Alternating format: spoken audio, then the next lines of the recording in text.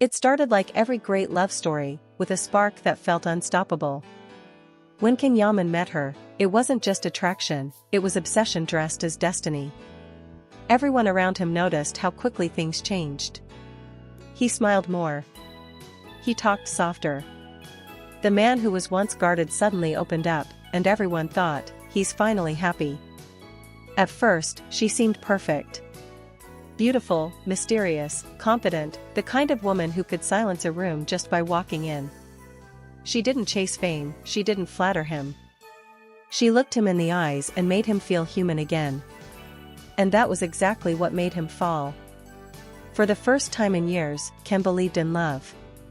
He introduced her to his closest friends, spoke about her in interviews with that faint, proud smile. People said they looked like a movie couple, but no one saw what happened when the cameras were gone. The first cracks were small. A sudden coldness in her voice. A distance in her eyes. Moments when she disappeared for days with excuses that never made sense. He ignored them all. Because when you love the wrong person, your heart fights the truth harder than your mind ever could. His friends warned him. Ken, she's not who you think she is. But he didn't listen. He believed that love could fix anything. He started changing for her, canceling meetings, flying across countries just to spend a few hours together. And every time she pulled away, he gave more. He thought she needed time, space, understanding. But what she really needed was power, and he was giving it to her piece by piece. The woman who once made him feel alive was now the reason he couldn't sleep. She knew exactly how to smile when the cameras flashed and how to vanish when things got real. It wasn't love. It was control. And by the time he realized that, it was too late. One night, after another meaningless argument, she said something that he would never forget. You think love makes you strong, Ken. But it only makes you weak. He stood there, speechless, staring at the woman he thought he knew. And for the first time, he saw it clearly, she didn't love him. Not really. She loved the spotlight that followed him. She loved the chaos, the attention, the story, but not the man. That was the night he left. No words, no fight, no goodbye. Just silence. The next morning, headlines were everywhere, Yaman and her name over for good. Fans were shocked. Paparazzi chased explanations. But only one truth mattered, he had given his heart to the wrong woman, and she had crushed it without even looking back. As he scrolled through the chaos online, he whispered to himself, almost bitterly, my biggest mistake wasn't loving her, it was believing she could love me back. He turned off his phone, stared out the window of his apartment in Rome, and realized something deeper than heartbreak. Sometimes the greatest lessons don't come from failure, they come from falling for the wrong person. The world didn't give him time to breathe. By the next morning, every magazine, every gossip site, every talk show had turned Yaman's heartbreak into entertainment.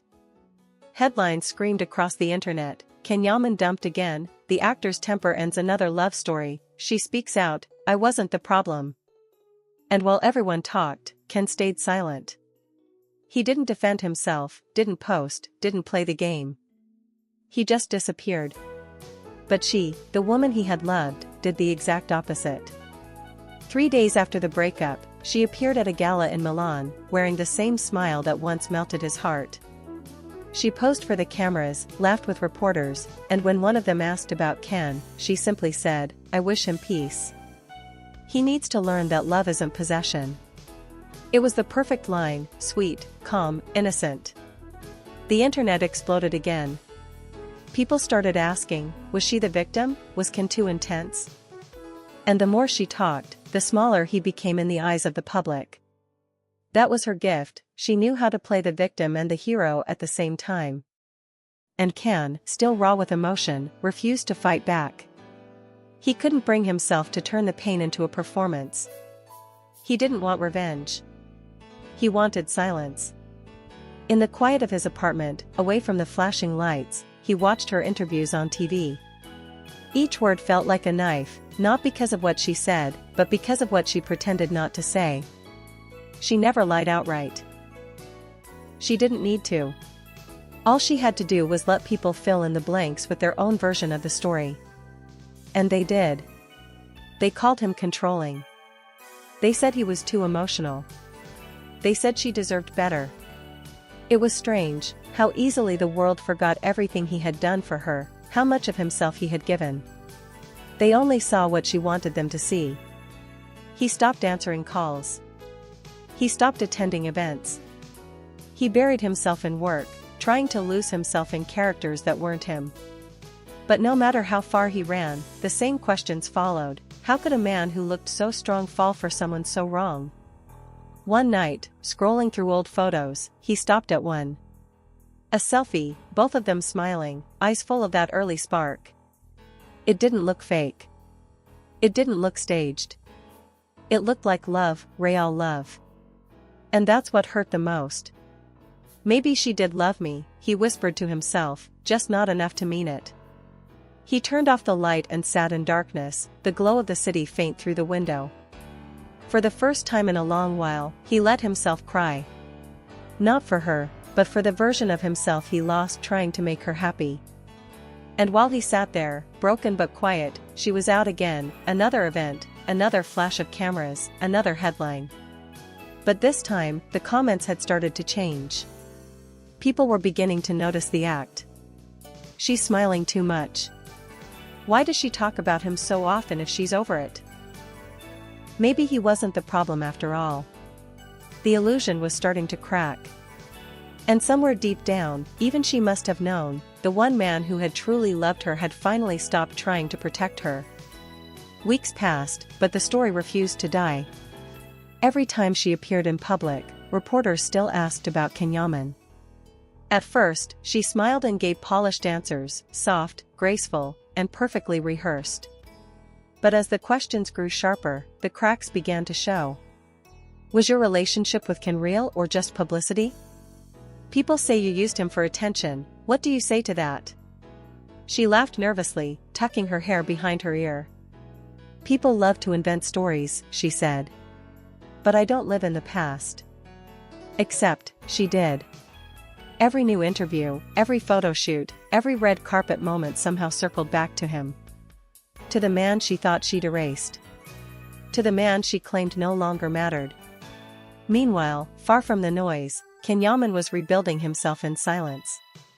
He had left Rome for a while, traded the flashing lights for a quiet villa near the coast. No reporters, no assistants, no cameras. Just the sea, a few notebooks, and peace. He started writing again, not scripts, not dialogue, but letters. Letters he would never send. Letters to the woman he once loved, the man he once was, and the life he was slowly learning to forgive. One of them read, "You broke me, but you also freed me. I lost faith in love, but maybe I needed to lose it to understand what it really means." For months, he stayed silent. And the world, desperate for more drama, moved on, or at least, tried to. Until one night, everything changed again. She was at a television award show in Milan, radiant, confident, wearing a dress that demanded attention. The host asked about her latest project, but then, as always, someone brought up his name. "Do you still talk to Ken?" There was a pause. Her smile faded for the first time in months. The camera zoomed in, waiting for her to speak. "No," she said finally, her voice trembling slightly. "But I do think, maybe I didn't treat him the way he deserved." The audience gasped. A single sentence, but it was enough to set the internet on fire. She finally admits it, the truth comes out, she regrets losing him. But not everyone believed her. Some saw through the timing, how perfectly it coincided with her new movie promotion. Others remembered her words from months ago, the cold ones, the cruel ones. For Ken, the news reached him through a friend. He listened quietly as they explained how her confession had redeemed her in the public eye. He didn't smile, didn't react. He just said softly, "She doesn't regret me. She regrets losing the attention." That night, he went for a long walk by the water. The moon reflected off the waves, and for the first time, he felt no pain. He wasn't angry anymore. He wasn't broken. He was simply done. A new project awaited him back in Rome, a film about second chances, heartbreak, and redemption. The irony wasn't lost on him. He smiled as he read the script and whispered to himself, maybe this time, I'll tell it my way. And while the world buzzed about her emotional apology, Kim prepared for something far greater, a comeback not born of revenge, but of peace. Because the man who once fell for the wrong woman was no longer the victim. He was the lesson. Fame has a strange way of turning truth into theater. When she made her emotional confession, the internet exploded, interviews, talk shows, social media hashtags. For a brief moment, everyone believed she had changed. Headlines read, "She regrets losing Yaman. Love story reborn? A second chance for the couple that broke millions of hearts." But behind the perfect lighting and carefully chosen tears, something felt off. Her words sounded rehearsed, her timing too precise. It wasn't guilt, it was strategy. Behind the scenes, people in the industry whispered that she was trying to clean her image. Her last few projects hadn't gone well. Producers were losing interest. And nothing brings attention back faster than the echo of a heartbreak people still cared about. She knew it. And so did Can. When his agent sent him clips of her confession, he didn't even finish watching. He smiled faintly, leaned back in his chair, and said, "She's acting again. Only this time, I'm not part of the story." He had changed. The man who once reacted to every rumor, every betrayal, now simply let go. He had stopped trying to prove his worth to people who didn't know his truth. Instead, he focused on the one thing that had always saved him, his work. His new film was different from anything he'd done before. It wasn't glamorous. It wasn't about fame or beauty. It was about pain, and what it means to love someone who doesn't know how to love you back. When the trailer dropped, it went viral within hours. Not because of the plot, but because of one line, a line Ken had written himself, "The wrong person will teach you everything the right one never could." Fans flooded the comments with thousands of messages. This is his story. He's speaking through this role. You can feel the truth in his eyes. And they were right. Every frame carried the weight of what he'd lived through, the love, the betrayal, the silence, the rediscovery. While the film climbed the charts and critics called it his most powerful performance ever, she tried to stay in the spotlight. She posted glamorous photos, did interviews, hinted at a possible reunion. But something had shifted. People didn't buy it anymore. The audience had moved on, to him. For the first time, her name was no longer trending beside his. And that was the end of her control. One evening, as he walked out of the premiere in Rome, a journalist called out from the crowd, "Can, would you ever give her another chance?" He paused, smiled softly, and said the most honest words he had ever spoken to the world, "You can forgive someone without opening the same door again." The clip went viral instantly. It wasn't anger. It wasn't revenge. It was calm, the kind of calm that only comes when you've truly healed. That night, back in his apartment, he opened the window and looked at the city lights below. The same world that once judged him was now cheering for him. But he didn't care about the noise anymore. He had learned the most painful truth: sometimes you win by walking away. He picked up his pen again and wrote in his notebook, "The wrong woman taught me what love isn't. But someday, the right one will show me what it's meant to be." He smiled, closed the notebook, and turned off the lights. For the first time in years, his heart was quiet, not because it was empty, but because it was free. Months passed. Seasons changed, headlines faded, and for the first time in years, Yaman's name wasn't tied to scandal, it was tied to success. His film became a phenomenon. Audiences across Europe called it raw, human, unforgettable. Every award show wanted him. Every interviewer asked about the emotion behind the story. And every time, he answered with the same quiet honesty, it wasn't acting. It was remembering. He never mentioned her name again. He didn't need to. The world already knew who had inspired the pain.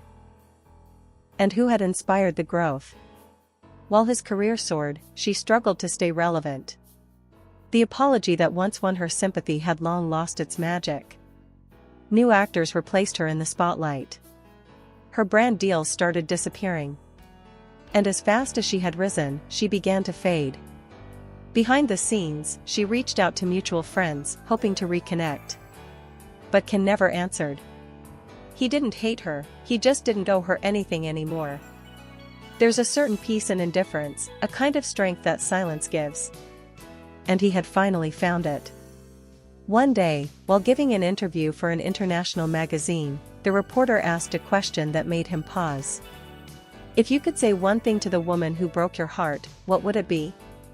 Ken smiled, not with bitterness, but with the wisdom of someone who had learned the cost of loving too deeply. I'd say thank you, he replied. Because she taught me that love without honesty isn't love at all. The room went silent.